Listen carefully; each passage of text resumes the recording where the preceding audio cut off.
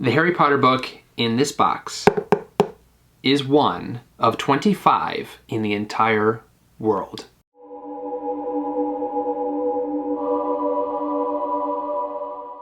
Hello Harry Potter fans, Peter Kenneth here. Welcome back to the Potter Collector channel, where we are a community of collectors. This book is very special because I have wanted one of these copies since I first saw them in probably 2001. Now this was done, all 25 were done, that's all I'll say until you see it. All 25 were done in the year 2000 when Harry Potter and the Goblet of Fire was released. So the book in here is 20 years old and I have wanted a copy for about 19 years. So this is so exciting. Okay, let me just tell you the story. It was sold at an auction house here in the United States, and I happened to be at Wizarding World of Harry Potter when the auction ended. I had set up a telephone bid, and so I got a call from the auction house saying that your lot, or basically the thing that you want to bid on, is coming up soon. So I was just waiting and waiting, and I remember exactly where I was. I was in the London area, over by, if you've seen my Universal videos or you've been to Universal Studios, in the London area of Wizarding World of Harry Potter, right by the water. So there's like a curved walkway, and on one side is London, Wizarding World of Harry Potter, and the other side is water. I was there in kind of a little spot, no one was around, and finally the auction came up. I was so nervous, and someone was bidding against me, and I said, raise my bid. And then I heard in the background the auctioneer saying, you know, any more bids? Fair warning, sold. I had to double check that I actually won it. I knew I was the high bidder, but I still had to double check with the person I was talking to on the phone. And I said, did I win? And he said, congratulations, you won. I let out a scream in the Wizarding World of Harry Potter. I don't know if anyone looked over at me because I was looking out at the water. I was so excited. Let's open it together. I know what it is. You guys don't know what it is, but it's the first time that I'm gonna be seeing it. It's very well packed. I don't think this letter opener is going to cut it. So, oh, cut it, get it. So we're gonna use some scissors. Oh my goodness, this is very well packaged. I'm just gonna fast forward until the box is ready to be opened. Okay, the box is ready to be opened. I will tell you guys that I purchased this book from Friedman Auction House, and it was packaged by the packaging store, and there's also a little fun story from the packaging store, which I will tell you in a bit if I don't forget. Maybe I'll just tell you now so that I don't forget. So Friedman Auctions doesn't package things themselves, they outsource. So basically they give you a list of their approved packers, and you pick one and basically schedule them to pick up your lot or your item, and then they package it and send it to you. So I picked the packaging store in Pennsylvania, and when it was time for me to talk on the phone to give like my credit card information and everything, before we hung up, the person that I was speaking to said, "You win for the coolest item. I looked at your Harry Potter book, and I have to say I've never seen anything like it." Oh my goodness. Okay, here we go. I've got goosebumps. Pull the book out. So if you are a Harry Potter book collector and you've heard me say this is one of 25, and I've even said Goblet of Fire, you know exactly what this is. Yes, I found and won and purchased one, and it is now here in the Potter Collector library, and it's joining the Potter Collector collection. Shout out to the packaging store for the excellent job packaging. Here it is, here it is, here it is.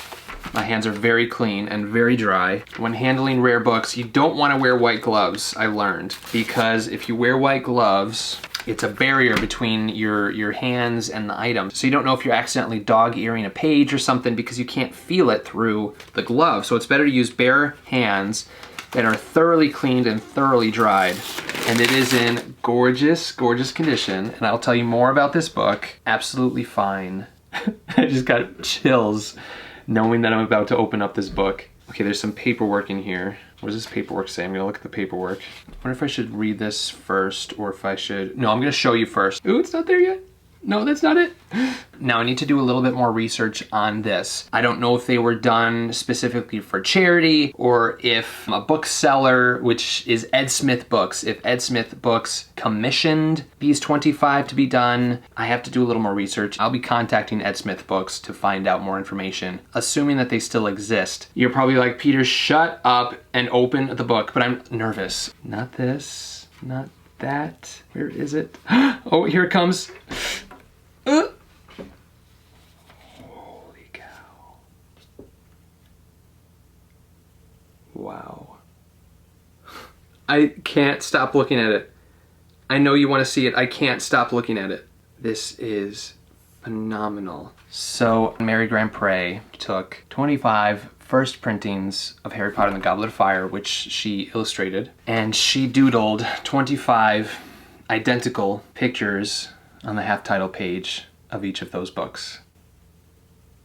I am seriously speechless. I don't know what else to say. I had all this stuff that I was going to say, and then I opened up this book. I should have gotten all of it out before I opened this book, because I have no idea what I was going to say. This is incredible. All right, let's just throw out some reactions here. I am loving the use of color. The way that the colors are blending. To see Mary Grandpre's interpretation of Hogwarts is cool. Harry in his sweater and robes. The massive wand he's holding. The stars surrounding the sky. The use of pen and pencil and colored pencil and what looks like chalk coloring maybe, and then obviously signed and dated year 2000, copyright Mary Grandpre. If you've been a part of the Potter Collector community for a while, you know that I collect illustrator artwork. And Mary Grandpre is one of the hardest illustrators to get anything done, or any of her past stuff, because she doesn't sell any of her stuff and she doesn't do any Harry Potter commissions. So to finally have something from Mary Grandpre that's in color and is stunning, and also to be rare. I mean, y'all know I love rare things, especially rare Harry Potter books. So it's like a mix of things. 1 of 25. It's absolutely stunning to look at. It's done by Mary Grandpre, which you can't get her Harry Potter artwork anywhere. And also, I'm finally holding something that I've wanted for almost 20 years. Over those 20 years, I saw about 3 of them for sale. This makes number 4. And all those times I wasn't able to afford them. And finally, I was in a place where I could afford this book. So it came with this certificate of authenticity, basically from Ed Smith Books, dated August 1st, 2000. To whom it may concern, this document is to certify that the accompanying book is a first American edition, first printing of J.K. Rowling's Harry Potter and the Goblet of Fire. It is one of only 25 copies, each of which contains an original color portrait drawing of Harry Potter, hand-drawn in the book by Mary Grandpre, official illustrator and artist of all the American editions of the Harry Potter series. Signed, Ed Smith of Ed Smith Books. Now, I typed in Ed Smith's website. It still exists, so I will be sending Ed Smith a message or an email to see what else I can learn about this. So by the time this video is up, and since you're watching it now, I hopefully have already heard back from Ed Smith Books.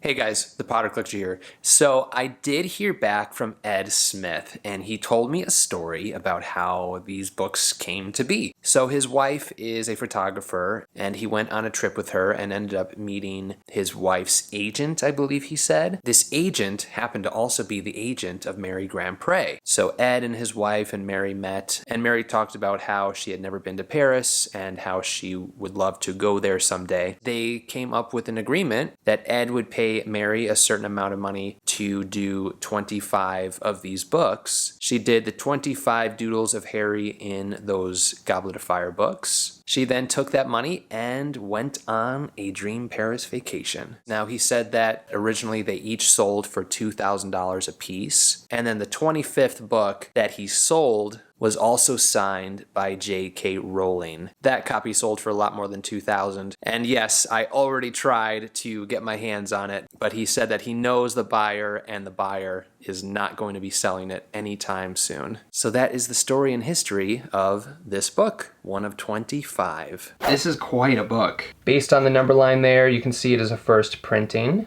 It's a hardcover of Goblet of Fire. Gorgeous, gorgeous condition. I mean, that spine is just flawless. The corners are just perfect. I couldn't have asked for a better copy. And then there's that. I'm so excited. This has always been one of those books where it's like, I need to have this book, I need to have this item, and my collection will be complete. And this is another one of those books or items that have been checked off of that list and is now in the hands of the Potter Collector in the Potter Collector Library. Thank you, Mary, for agreeing to do 25 of those portraits of Harry in 25 copies of Goblet of Fire, because without you doodling in these 25 books, it wouldn't be in this library right now in my hands. And for whoever had it, thank you for selling it. If you have any questions about Harry Potter collecting, or anything else, please feel free to leave a comment down below. You can also join the Potter Collector community on Instagram at the Potter Collector, or on Twitter at Potter Collector. Now it's time to like, comment, subscribe, And until next time. Hi, my name's Michael. Hi, my name's Megan. We're from Virginia. Keep collecting. Thank you so much for watching. If you're new here, welcome. You can subscribe right up here. You can also look at some previously posted content down here. If you have any questions about Harry Potter books or collecting, please feel free to contact me. I'm always happy to help. But for now, I must go. See you next time. Whoa, where'd he go?